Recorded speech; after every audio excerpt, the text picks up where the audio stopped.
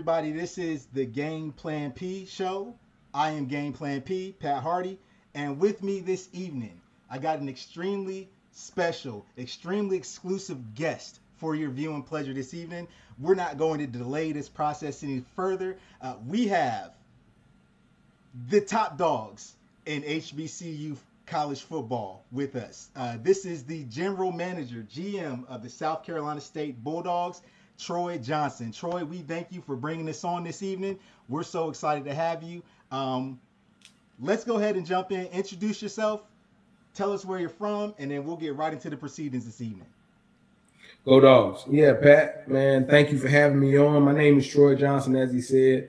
I am the general manager and chief of staff of the 2025 HBCU National Champion South Carolina State Bulldogs. I am from Orangeburg, South Carolina, born and raised right here from Orangeburg, man. Super excited to be on the show tonight. Looking forward to it, man. Let's get it. Let's go. Let's get it. Now, again, Troy is from Orangeburg. I'm from Sumter, South Carolina. Had I not got accepted into Ball State University in Muncie, Indiana, I personally believe I would have been a South Carolina State Bulldog. Every professional that I knew in my life, my pastor at my church, Pastor Larry C. Weston, Q-Dog from South Carolina State University, all my dentists, all the professionals that I knew growing up, all South Carolina State alumni. My band director, Roderick Henderson, big SC State Bulldog. So Bulldogs influenced me my entire life. If I hadn't gone the route I went, I fully believe I would have been a South Carolina State Bulldog. But with that being said, I've talked too much about myself. Troy, let us know how you got to where you are. Let's start from the beginning with the beginning of your football journey. Were you a player? Did you always have aspirations to be a coach? Or what is it that got you where you are today? Oh, man, Pat, I really don't think we have enough time to go through the whole lineage of how I got to where I am today. So I'll give you the cliff notes. I was a three-sport guy in Orangeburg. I grew up playing football, playing basketball. I ran Junior Olympics for Orangeburg Track Club and just fell in love with sport, not just particularly one, but just fell in love with sport at an early age. My mom worked at South Carolina State, still worked at South Carolina State to this day. And so I did all of my formative years on campus. And so coming from a single parent family, I've always been around the athletic department at South Carolina State. Those were my babysitters. Those guys watched me as I came up throughout the ranks. And so I fell in love with sport, from the likes of Jermaine Derricott and Robert Porcher and High Top Scott, all the guys that played football at South Carolina State under Derek Patterson and Mumu Blakeney and Raheem Waller and Eric Fernandez and Jamal Brown, all those guys that played basketball at South Carolina State, all those guys shaped me into falling in love with sport. Like I said, not just football or basketball. They taught me, how to work hard, how to love the game, how to participate in sport and compete, and gave me that competitive nature that I have now. And so as I grew up and got older, I started to hone my skills into basketball, into football. I ran the 400 in Junior Olympics. And then by the time I got to high school, you couldn't tell me that I wasn't going to be the next point guard of South Carolina State University basketball. That's what I thought. And I put track down. The track coach at the time, Coach Ronald Cohagen, he wanted me to run the 800, and I didn't want to run the 800. I thought I was a 400 guy, so I put track down. And so now my sole focus was on basketball and football. And then after a while, I fell in love with our head coach, Tommy Brown, of our football program, and I fell in love with lifting weights, and I fell in love with seeing my body change. And so I eventually put basketball down. I became a one-sport guy, and I focused in on football. But as a 5'5", 145-pound senior wide receiver, I realized that the opportunities for me to continue to chase the game that I love in football was few and far between. So I took an alternate route, thanks to a good friend and a mentor that I still call on today, Rick Stockstill, who was at the time the wide receiver coach at Clemson University. He gave me an opportunity, him and alongside Alfonso Smith, who was our head equipment manager at Clemson. They gave me an opportunity to join the equipment staff at Clemson University upon me entering college in 2000. And I became a student equipment manager. And that's kind of where my journey started. And that was in August of 2000. And from August of 2000 till this day, I've been associated some way, shape, form, or fashion with college athletics. From the equipment room to the sales room, working for Rydell, to becoming a director of football operations, to eventually becoming a chief of staff and now a general manager. Over the last 26 years, that's been my life. And that's how I got to where I am. That's the Cliff Notes version. Like I said, I won't go into every stop along the way, but that's how, I got to be the person that you're talking to right now. Amazing, amazing. So you're telling me your senior year, you knew you had the maturity to know that that road was ending, and I'm gonna go ahead and pivot. So really, this entire process started when you were 17, 18, 19 years old to the time we are. That's amazing.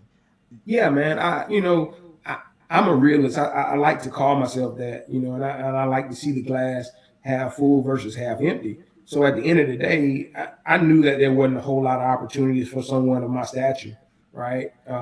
Our our one of our wide receiver friends of mine in high school was Jonathan Humes, and his dad was a defensive coordinator here at South Carolina State.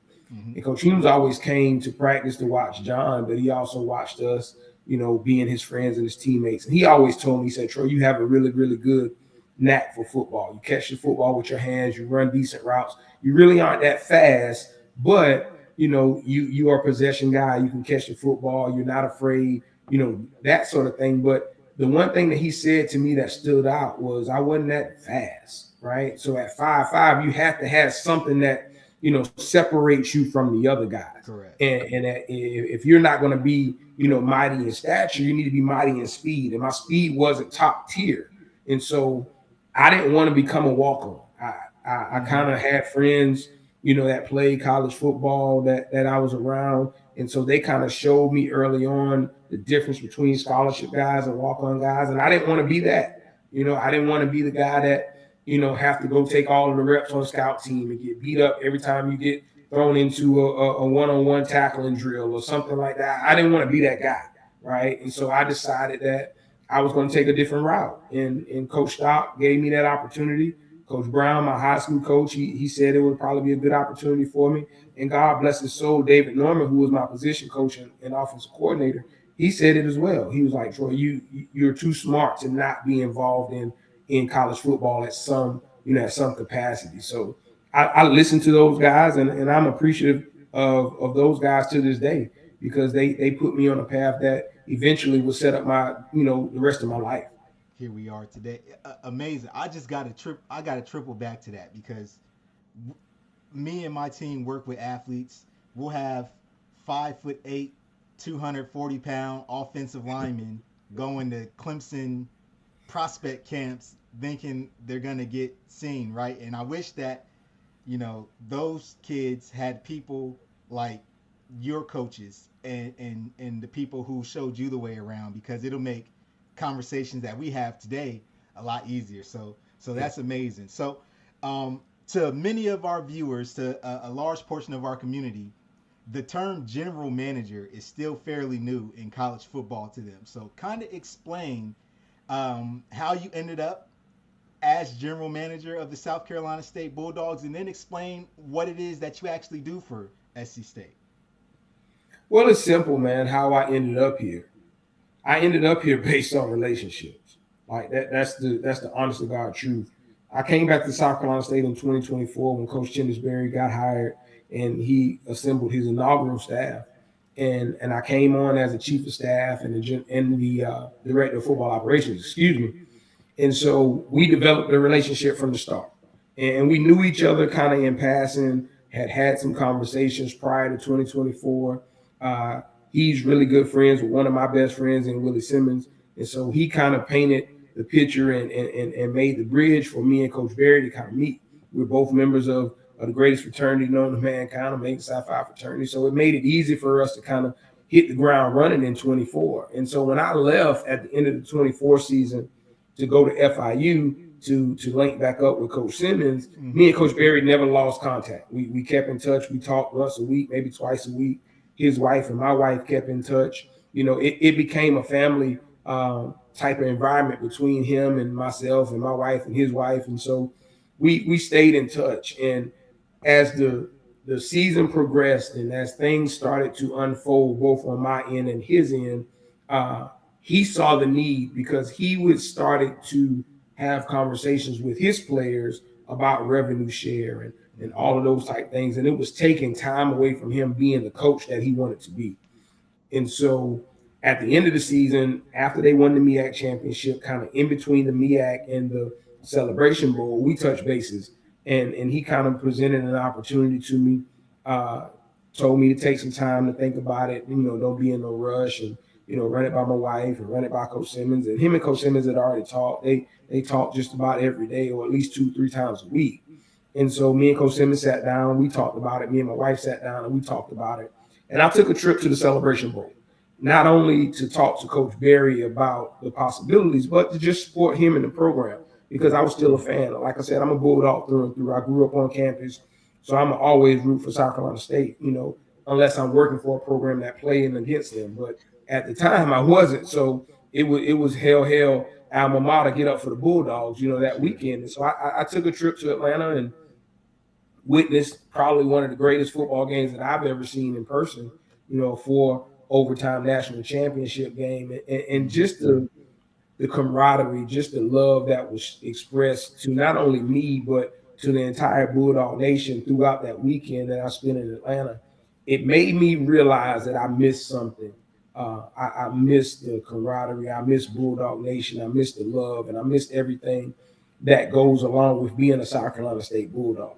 And so at the end of the game, we were in the hotel and I'm hanging out with Coach Berry and his family and, myself and a couple other guys on staff and, all of us kind of just hanging out and celebrating their victory. And I told Coach Berry, I said, man, I might have made the biggest mistake of my life this weekend. And he was like, what is that? And I said, coming to the Celebration Bowl because it showed me how much I miss being in that environment, how much I miss being around those guys. And so I said, man, Coach, enjoy your win. You deserve it. The program deserves it, but let's talk next week. And so that following week, we got together, we talked, and he presented some opportunities to me that I thought would help advance my career, not only advance my career, but help him as well, too. And so we jumped on this thing full throttle, man. And May 3rd, 2026, I'm sitting here right now as the general manager of South Carolina State football. All right. That story is outside of just being a great football story. The thing that I latch onto is just the relationship, the way that your relationship with people unfolded and allowed this opportunity to be created for you. So again, another thing we try and coach our kids and our parents on in this space is relationships. Not to sidetrack the conversation, but the person you talk to at the position you talk to them today may not be the position that they're speaking to you in a year from now, right? Exactly. So we try Exactly. to teach everybody to value this interaction the same way I'm valuing this interaction with you. I have no clue who you may be 10 Mm-hmm. years from now. You may be a general manager of an NFL team. And I'm going to treat this relationship right now like that's who you are because who knows what that could mean for anybody in the future. So that's a powerful testimony to keeping your relationships, working your friendships. You said Chinas is good friends with one of your best friends, right? Willie Yes. Simmons. Yes. I have a great recruiting story about Willie Simmons. Willie Simmons actually recruited my son um, in high school for like 30 minutes. Um, Willie Simmons was sent my son's film by someone from FAM. He was a coach of FAMU at the time. Someone sent him his information. Willie Simmons called my son on the phone and said, "Hey, we like your film. We're looking at another kid in your state right now." We were in Arizona at the time. Mm-hmm. The other kid he was looking at was Genesis Smith. Genesis Smith ended up committing to U of A last week, and Genesis Smith got drafted in the fourth round of How about the that? NFL draft. That's who Willie Simmons offered over my son. So Willie Simmons got a good eye for talent. Yeah, Yeah, I, yeah, yeah. I can't be mad at a coach offering a future NFL pick over my son who's still in school getting his education. So that's my Willie Simmons story. That leads me perfectly into the next topic, which is as the general manager, your eye for talent, recruiting. What role do you play in that? Are you the quasi recruiting coordinator, or are you just only dealing with revenue share questions? Or are you responsible for identifying talent? Kind of break down your role in the recruiting realm for South Carolina State.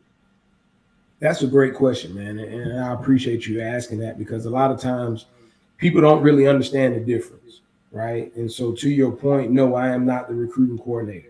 We do have someone that is director of recruiting for the program, and they oversee all of our recruiting efforts, more so from an operational standpoint than it is from a talent standpoint. They coordinate all of the visits. They set up all of the documents that needs to be set up for a visit to happen after someone commits, the onboarding process from the recruiting standpoint, all of that. So they handle that portion of it. As far as the talent evaluation goes, I more so handle or dabble in the transfer side of it more so than the high school side of it. From the transfer side of it, I have the ability to get in the portal and see who's in there, to kind of look at some film, to grade that film, to evaluate the talent, to see whether or not they have the ability from a talent perspective to play for South Carolina State. We have a grading system that we use here, that we use for our college evaluations, whether it be a transfer, whether it be a junior college guy, whether it be our own roster. And we'll evaluate all of the college guys based on that criteria.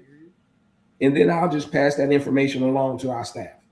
And it's up to them to determine whether or not they feel the same way that I feel or whether they feel somewhat different. And the one thing that we try not to do is get our feelings involved, because at the end of the day, we don't want to, feel some type of way towards a coach who likes or don't like something that we put in front of them. I tell them all the time, it's my job to get them to the dance floor. It's your job to dance with them. Right. And if you don't like them, if they don't fit the bill of what you're looking for in someone that you want to dance with, then just let me know, and I'll walk them back to their respective table, and then you can continue on the dance floor with whoever it is that you want. But that's just kind of how we go about it. I present to our staff a list of individuals that I may get from their representatives, their agents or whomever, and I'll present it by positions. I may present a total list to the entire staff, or I may break it down by position to the position coach and the coordinator of that side of the ball, and then I allow them to do their research. They look at the film, they grade the film, they kind of base it off of what I say, what they say, and then at the end of the day, we'll meet back up and they say, "Hey, I like Pat Hardy, right?" And Yes, sir. so go ahead and have a conversation with Pat Hardy's agent, figure out what it's going to take for us to get in the ball game, and then I do that, and then on the midst of me doing that, they're contacting you, right? And so from a twofold perspective, they're talking to you, I'm talking to the agent, and then we're both sharing that information back with the coordinator and back with Coach Berry to ultimately make the decision on whether we want to offer Pat Hardy or whether we want to let him go, on and pursue his dreams someplace else. Got it. Got And it. so ultimately, that's kind of where we are. I can't say that that's what everyone does in the GM role. I can just kind of say that's what we do at South Carolina State. Sure. Yes, I do help Coach Berry with the revenue share portion of it. He kind of comes up with the numbers in his head as to what he thinks certain players are worth, and Mm-hmm. then I make sure that we execute the contracts and the language and talking to the agents and all of that type stuff from a day-to-day basis. And then once we get that individual signed to our revenue share program, I have monthly meetings with them to make sure everything is going right. Right, make Right. sure that their payments are coming on time. Make sure they're taking care of their tax portions of it. Getting Mm-hmm. their tax information, making sure the direct deposit forms and all the things that they have to do on their end is going well. And then having those conversations with them to help them understand, they need to manage what it is that they're getting. Don't just blow it. Be an adult about it. If you're getting Absolutely. $250 a month, or whether you're getting $250,000 a month, whatever it is, manage your money in a way that you can provide not only for yourself but for your family as well too. So Absolutely. that's kind of the gist of it here at South Carolina State. Like I said, you ask 100 other GMs, you may get 100 different answers as to what they do, why they do it, and how they do it. But for the Bulldogs, that's kind of how we are attacking it right now. If you ask me tomorrow, it may change, but as of today, that's kind of who we are and what we do. All right. Now, Troy, you left a lot of meat on the table that we're going to digest here, but really quickly, just to slow it down, you said a number, and I just want to clear it up. Are y'all with a 250 bag at South Carolina State? Somebody's getting 250. Clear it out for me No, now. no, not at all. Okay, okay, Not at all. okay. You said the number, and I know the Not at video's gonna come out, and people are going. Listen, y'all already winning celebration bowls back to back to back. You're already hot property. If y'all have a bag behind that, it might be time to move up. Which Well, I think. I'll tell you this, Pat, and I'll be 100% honest with you. Uh, we can go get a Whopper with cheese and we can add some bacon to it. So I if smell they it. if they eat a Whopper, if they go order a Whopper, they can add some cheese and they can add some bacon to it and still have a couple dollars in their pocket to figure out whether they want to get a dessert, right? Can they go to uh, Prime 112 in South Beach and order whatever they want off the menu? They probably can, but we make sure that they can do what they need to do here in Orangeburg, South Carolina. Absolutely, absolutely. So to take it back to the recruiting aspect, are you yourself searching for talent in the portal, or are these prospects being presented to you via channels, whether you use recruiting services, whether you're just going by your own personal network, or are you in the trenches yourselves sifting through and finding the talent to come play at SC State? Both, both. So we do have a recruiting service that we use, and that recruiting service updates us every day during that portal window when individuals get in and when they make themselves available. But we're also on social media. We're on the official portal page from the Mm-hmm. NC2A. We're on 24/7. We're on any and everything possible to be able to identify who gets in when they gets in and whether or not it's legit, right? Because a lot of times, especially on social media, a guy will post out there prematurely that, hey, I'm getting in the portal. I've entered my name into the portal, and Right. the portal may not even be open yet. And so you have to do your due diligence in making sure that they are actively in the portal before you start reaching out. I don't know about other programs, but at South Carolina State, we're going to follow the rules. We're going to do it the right way, and so Absolutely. we're not going to prematurely contact individuals. We're not going to contact someone before they get in and say, "Hey, if you get in, we have an offer for you here at South Carolina State." That's not how we operate. Sure. We believe in integrity and we believe in discipline, and so we're going to be disciplined enough to have integrity to do it the right way. And so, to your question, yes, we utilize the recruiting service that we do have. We utilize social media. We utilize the NC2A official portal site. We utilize 24/7. We're going to turn over every stone that we can to figure out who is in there, where they're from, and what we got to do to get in the ballpark. Absolutely. Absolutely. Now, it is 2026. Mhm. College sports in general is completely different from when you and I went through back in the early 2000s. When a prospect is reaching out to you all, are you all automatically assuming that there's going to be agent representation coming along with them, or is it just a case by case? What is your expectations when you're working with the prospect? Are you wanting them to come by themselves? Do you want to see them with agent representation? What, as a GM, how are you expected to be approached when someone's coming and putting their talents on display for you? I think in today's world, you got to already have in your mind that they have representation. And then if they don't have representation, you're feeling a little bit more like it's a normal recruiting process, Okay. because now it's just a conversation between you, the athlete, and whatever particular family member, i.e., mom, dad, cousin, auntie, grandma, whoever that you have to keep that communication with. But you go into it assuming that they have it, and the ones that do, our staff, I can't speak for every staff in the country, but our staff understands that the moment that someone tells them that they have representation, that conversation solely shifts to me. They continue the conversation with the student athlete. They are not to talk to the agent. That conversation lies solely with me. Coach Barry doesn't talk to agents.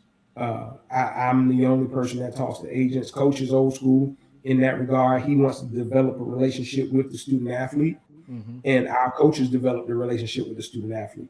I'll get on the phone with the student athlete, but ultimately my conversations are going to be with the agent to try to figure out what we need to do in order to make this relationship true, and make the potential student athlete South Carolina State Bulldog. Perfect. Perfect. If you can put a gross percentage on it, I'm putting you on the spot. Mm-hmm. Mm-hmm. Of the current South Carolina State roster, what percentage of those athletes have agent representation versus just traditional player coach relationship? About five, about 5% that have it. Um, and, and, 25%. yeah, it's about 5% that have it. And to be honest with you, 5% may be a little high. It may Okay. be more like 2.5. Uh, to be perfectly honest with you, in this last cycle, I think I might have, out of the guys that we signed out of the portal in January, I think I might have had a conversation with probably 3 agents, four Okay. agents, maybe, uh, and not to disclose those individuals' Sure. names, but it's probably 4 guys on our roster right now that has representation, real, really, really, really true representation. Right. Do you search to see if those agents are NFLPA certified or have some type of credentials with them, or are you just taking them based on how they present to you? No, I don't. And the reason being is because as of today, there's no legislation that said they have to, right? And it's up to the student athlete to, to vet them, to figure out whether they're the best fit for them. So when they present themselves to me, I'm dealing with them as they are, who they are. They're the representation for Pat Hardy, and there's no gray area there. I just kind of, Sure. handle them the way that, I would anybody else. And so, no, I don't go and dig into their background to figure out whether they're legit, whether they're not, until the rule changes to where they have to be certified. I mean, you're really barking up a dead tree, Sure. because I can go out and say the local mechanic that was my Pop Warner coach is my agent, and I can refer all conversations to him, and there's nothing that stops him from being that person. And so, to not to get in the weeds, and to not waste time, I'm not doing a whole lot of backtracking, or digging to figure that out, right? Because you got to think about it in this perspective as well too. Right now, with it only being one portal window, the portal opens up. I think it opened up on January 2nd, and it closed on like the 16th or something like that. Yep. So you have about 15 days to try to make these relationships happen with the student athlete, get them on campus for a visit, and then get them back to move in to start classes whenever you start classes. And so there's not a whole lot of time It's a to be whirlwind. doing a lot of backtracking and digging and researching on agents and all that. I'm trying to figure out, hey, what is it going to take to get your guy on campus? Because a lot of times that's the first conversation. What is it going to take to get them on a visit? And then once we get them on the visit, what is it going to take for them to commit? What do we have to put in front of them in order for them to feel comfortable with South Carolina State as their next home? And so we don't have a whole lot of time to do that. Like, it opens on the 2nd. The 2nd is, let's just say, New Year's falls on a Friday. Well, the 2nd is a Saturday. So Right. we know we're not going to get them on a visit till at least Monday or Tuesday of the following week, right? And you're probably not going to get them on Monday and Tuesday, because Monday everyone is just coming back to campus from the holiday break. So to get that stuff turned around, you're probably not going to get them on a visit till Thursday of that week.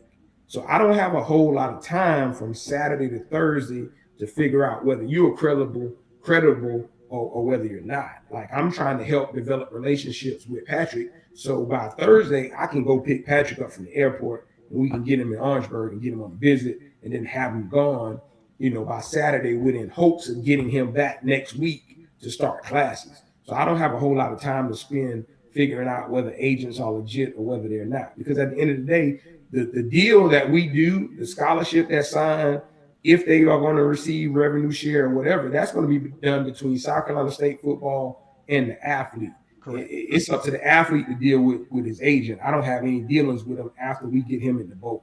You know what I mean? Every once in a while, they may call and ask a question as to how they guy is doing, but we tell them all the time, if you miss a block or you miss a tackle, we're not calling your agent to figure out why you missed the tackle or why you missed that block. We're coming to you. So if we can't have a relationship with you versus having a relationship with your agent, then it's not even really a conversation that's worth having for us. Like we're just gonna go to the next guy. Absolutely. No, that's wise. And I think that's great preparation for, let's just call it what it is. All these kids aren't going to go to the next level, but at the rate that South Carolina State's performing, you may have some next level Bulldogs on the roster. And this is great preparation for them to get ready for, the next league, whether that's NFL, CFL, UFL presents great opportunities. So the way that you all are moving and handling this shift in college sports, commendable, because it just helps prepare these kids for the next level. I love that you mentioned that you're making sure they're taking care of their taxes. We have some grown adults at the big age of 40 and 50 that still have difficulties handling their taxes, and they've never seen some of the money these kids are seeing. So tell me about it. Kudos to you guys. One last question about roster construction, then we'll move on. Again, I appreciate your time. I've kept you longer than I've wanted to. Man, we good. We can talk about it all day. Okay. Again, off the top of your head, I'm catching you with left hooks. What is the emphasis on portal recruiting versus high school recruiting? How does South Carolina State value high school recruits versus portal recruits? I'm glad you asked that question, man, because just this past week I was out doing some 27 high school recruiting in the state of South Carolina, and that question came up more than once. And so I'll be 100% honest with you when I answer this question. We still feel at South Carolina State that there's a place for development. We have a mantra when it comes to recruiting. We want to recruit them, we want to retain them, we want to develop them, then we want to graduate them. And it's just that simple, right? The only way that you can follow those steps is create a pipeline of high school recruiting. Does that mean we're not going to dabble in the portal? No, that doesn't mean that. We're going to get in the portal, right? We're going to get in the portal for immediate needs. So 9 times out of 10, those immediate needs are going to be O-line, D-line, quarterback. We're going to always build from the inside out. And we feel that games are won and lost in the trenches. So if you can block them, you can beat them. If they can't block you, they can't beat you. So we want to be really, really good on the offensive line. We want to be really, really good on the defensive line. And then we want to be able to have a quarterback that can command the ship. You look at any level of football, be it Little League all the way to the NFL. If you don't have a trigger man, you are battling an uphill battle from the start, right? And if you don't have anybody that can protect that trigger man and or that can go get that trigger man, then you're in for a long day. Mm-hmm. You think about some of the best games you watch on whatever level it may have been, high school, college, NFL, whatever. When the defensive line was able to affect the play of the quarterback, their team had a really, really high chance of winning the game. When an offensive line could control a defensive line, and that quarterback had all day to sit in the pocket and make his decisions and pick you apart, they had a really, really good chance of winning the football game. And so that's how we attack it. We're going to be a need-based portal program. We're going to go get immediate needs, right? I'll give you a prime example.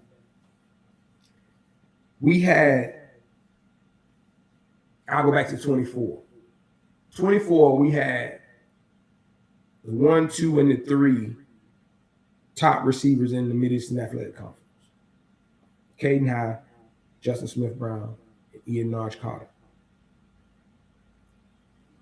Ian Nodge was a senior. He was done. Caden, at the end of the season, after the Celebration Bowl, he transferred to Stanford in California, where he's getting ready to be X number $100,000 guy, right? Uh, he's out there.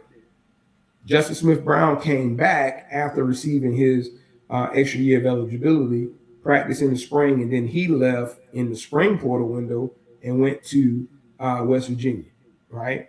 So coming into the 2025 season, the South Carolina State Bulldogs were minus the top 3 receivers in the league, right?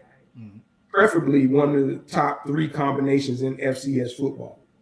So at that point, that's an immediate need because you can't replace that much production with an 18-year-old that's just stepping on the college football field for the very first time. Like you can't do it. So that was a position of need. So therefore, we had to go to the portal to be able to find guys to replace them, right? I.e., you look in the backfield, going into the season, you might have lost 1 or 2 guys in the backfield, but you had 4 other guys coming back. So that's not a position of need. So we can go get a high school guy to develop them. And then if they do have the ability to get on the field as a freshman, kudos to them.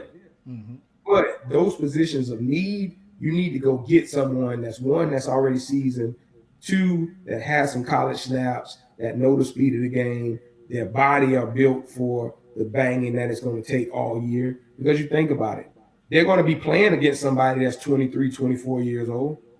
What 18-year-old you know right now that's physically ready to compete against someone that's 23, 24 years old, that's been in college football for 2, 3, 4 years, that's been in a weight program for 2, 3, 4 years, that's been with a nutritionist for 2, 3, 4 years. There's not a lot of them that can do it. So if you're trying to base your success on hanging your hat on 18-year-old, 19-year-old freshmen, when the team you're playing against, out of the 11 people on the field, 8 of them are 22, 23, 24-year-olds in their 3rd, 4th, maybe 5th year of college football, your success rate is not going to be high. So we're going to look at our program holistically from the inside out, from the O-line, D-line, and quarterback area, and then we're going to work ourselves out. If we have positions of need that we need to address right now, we're going to go to the portal first. If we have positions that we have some depth or we have some space available, we're going to go find the high school guy that we can develop and maybe redshirt, get them accustomed to how college football works, get them accustomed to how it is to go to class and to go to study hall and do all of those things. And then that's how we're going to construct our roster. Troy, I'm not going to lie to you. This conversation, by the time it airs and people listen to it, you may have created some daddies who think they're going to be able to do what you do because you made it sound so simple. I know a lot more goes into it, but the way you broke it down made it sound so digestible. And I feel like you just created a bunch of daddy monsters who think they're going to be able to GM every team they look at. That's really good stuff. We're going to take it off of roster construction now. We're going to get to giving gems out as I prepare to get you out of here on this Sunday evening. Again, I appreciate your time. We want to leave nuggets for the athletes and the parents to help them, especially the high schoolers, as they navigate the recruiting process. So we have Johnny X. Johnny X wants to get on the radar at South Carolina State. What are the things that Troy Johnson and the South Carolina State coaches need to see from Johnny, regardless of position? We can talk quarterback, wide receiver, D lineman. What are the traits that Troy Johnson and the South Carolina State Bulldogs need to see to make a player recruitable? Man, I am so glad you asked this question. And I've been waiting for someone to ask me this to address it. So let's start in the beginning. Let's start at the message, right? A lot of times we get these emails from, Johnny X that plays at X high school in X state of United States of America, right? Let's start at the email message. First and foremost, I'll tell anybody. I went to Clemson University. I majored in Parks, Recreation, Tourism Management. We called it at Clemson Party right through May, right? So I am not the best speller. Thank God for spell check. I am not the best person when it comes to punctuation and all of those type things, right? But I know in 2026 there's multiple ways for you to double check a message before you hit send. So first things first, guys, parents, when you're trying to put your kid out there to be recruited, make sure that the message is clear and concise.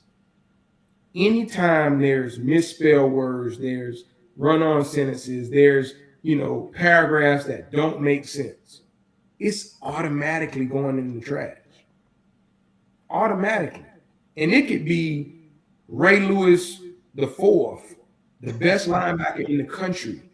If you can't articulate your message in the message that you're sending to me, I can't speak for everyone else out there, but for me and South Carolina State Bulldogs, it's going in the trash. That's first and foremost. I am not your friend. I'm not your homeboy. I'm not your partner in your class. I'm not none of those guys. So don't address me in the email as such. Talk to me in the email as if you're trying to go get a job, right? Let's talk to me like I'm getting ready to hire you for a multi-million-dollar position, because at the end of the day, that's really what it is, right? That's really what it is. It costs $22,000 a year to go to South Carolina State. You multiply that by 4, what do you get, right? So that's a lot of money that you're asking me to invest in you, but you can't even address me as someone that you're trying to get something from. So don't address me like I'm your homeboy. I'm not. Don't put everything in the subject line of the email, and then when we click on the email, there's nothing in the body. Like, don't do that. And I'm giving you real life examples of I'm sure emails that I get or that our staff gets, right? So once you can get past that, now let's get to your film. Let's get to your highlights or your game film or whatever it is that you're presenting. I should not have to click on your link. And if I decide to listen to the music that you have played behind your highlights, I should not have to mute the volume, turn the volume down, or give a side eye to the music that you're playing behind your highlights, because it's every other word is explicit. Again, you are presenting yourself in front of someone that you're asking for opportunity to invest millions of dollars in you. Don't do that. If you don't have an ear for music that isn't explicit every other word, then don't put no music on it at all. Right? Just make a highlight clip with no music. Like, don't give me a highlight clip and the music is terrible. That's automatic trash. The next thing with your highlight, if I have to search or watch multiple clips to see you make a wow play, I'm turning it off. If I'm a wide receiver, if my first clip is not something of me catching a pass, exploding, and hitting my head on the goalpost, what are we doing? They really got 8 seconds to make it work. If I'm a kick returner, if I'm a punt returner, and the first clip on my highlight is not me cribbing something, I'm hustling backwards. If I'm an offensive lineman and the first clip of me pulling is not me skip pulling, getting into the B gap, destroying whatever is there, and keep going to the next level, what am I doing? As a D lineman, if the first clip is not me making a tackle for a loss or smacking the quarterback in the face for a sack or a scoop and score fumble or me picking off a screen, something that's going to make me say, whoa, rewind that. What am I doing? There's so many times we watch highlight films, we watch highlight tapes, and it's 3 plays before a skill guy gets into the end zone. or it's 3 plays before a DB gets a pick. Like, what? Why are you showing me PBUs? Because I don't I have can get a walk interceptions, on to get me a coach. PBU. Like, if you want me to put a scholarship offer in front of you, I don't need to see a whole highlight tape versus PBUs. Like, I don't need to see that. I need to see you pick sixing something. I need to see you tackling the screen pass when you slip the block. I need to see plays that make me say, whoa, whoa, whoa, whoa, whoa, whoa, whoa, rewind that. Oh, huh? That's what I need to see. So while you guys are out there creating your highlight films and writing up those emails, just keep in mind that we're watching everything. Everything. Now, again, Pat, I don't know what they're doing in Charleston or Greenville or Spartanburg at the institutions that's there. I can only tell you what we're doing in Orangeburg. But if I go to my head coach with a highlight film and he just so happened to not hit mute, and the first word out of the rapper's mouth is blip, blip, blip, blip, not only is he turning it off, but my credibility is shot. Correct. I can't come to him with nobody else because he like, hey man, your people don't even know how to conduct themselves. So why are we gonna bring them into our program? Because at South Carolina State, it's not always about the best player. It's about the best fit. So if you don't fit our culture, if you're not going to fit in well in our locker room, in our meeting room, in our offices, on campus, in the community, we're not going to recruit you. Not saying that you're not a good football player. You're just not a good football player for South Carolina State. And we're okay with that. Yeah. We're okay with that because we're going to get exactly who we're supposed to have. And so that's how that's our take, man. I'm really, really glad, Pat, you asked that question because it's been burning me up. Like every day when I get to the office, I have at least 4, 5, 6 emails from potential student athletes, whether it's coming from a recruiting service, whether it's coming from mom, dad, uncle, aunt, whoever, or whether it's coming from the kid itself. Like there's so many that I trash, I file 13 just because the presentation ain't right. It's not right, man, and we're not gonna settle. We're not gonna lower our standard, for someone who can't speak the language, who can't articulate, who can't present themselves in the right manner. Absolutely. Absolutely. No, you said a lot of great stuff there, but the main thing that comes to my mind is you got to be a great fit for our culture. And this is going outside of football at this point, just to kind of loop in current events. If you haven't been paying attention to the news, South Carolina State student body stood up this past week and made a resounding statement to the speaker who was going to be speaking to them during their graduation. And those students had a voice. The voice wasn't dripped in hatred or misinformation. Those kids were composed, well articulate, and those are the type of students I'm assuming you all want to have represent the football program as well. So yes, just wanted to without a reiterate doubt. that. Without a doubt. A lot of great things. We're always going gonna, we're always gonna push our kids to participate in student-led activities, whether that's campus activity board, whether that's the student government association, Divine Nine, whatever it may be. So we're always going to have those opportunities available for our student athletes here at South Carolina State. Absolutely. I got 2 more questions for you, Troy, and I'm gonna let you get out of here. When it comes to a prospect getting in touch with you, here at GamePlan Sports, we try to coach the kids that they need to be the ones reaching out to the coaches because ultimately it's their process, right? Obviously, mom and dad can help and assist, and the best thing mom and dad can do is watch a show like this and learn how to teach their kids how to communicate. But what is the best way for a kid to get their highlights to you? Is it through X, Twitter? Is it through email? What is if you were to lay out simple guidelines for a kid to get their film once it's organized properly and they have the wow plays up front, they have the music and everything organized, what's the best way for them to get that in front of you so that they can get properly evaluated? Yeah, I mean, there's several ways. X is a really, really good tool. DM on X. Don't just comment on everything that I post with your film. That's a way to get sent to the trash as well. because I can, I can end up saying that today is a great day to be great, right? And a lot of times I do, I do post that. And so after I say that, here comes 4 or 5 comments with their huddle links. That's not a time for you to comment on the post with your huddle link. I didn't ask for film in that matter. I was just saying that today is a great day to be great, right? So don't just jump into onto the page to comment. Send it in a DM. Send it in a DM, and let me know, who you are. Sell yourself in that message so that we can go from there. All right. So X is a very, very good way to do it.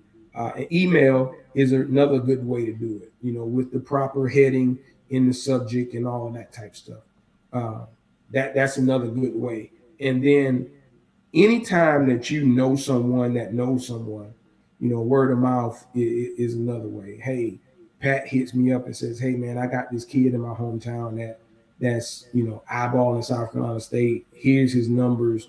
Here's his stats. Here's his clips. Take a look at it." And now, because of the relationship that we've developed, I can say, okay, someone knows this kid and is standing on the table for him.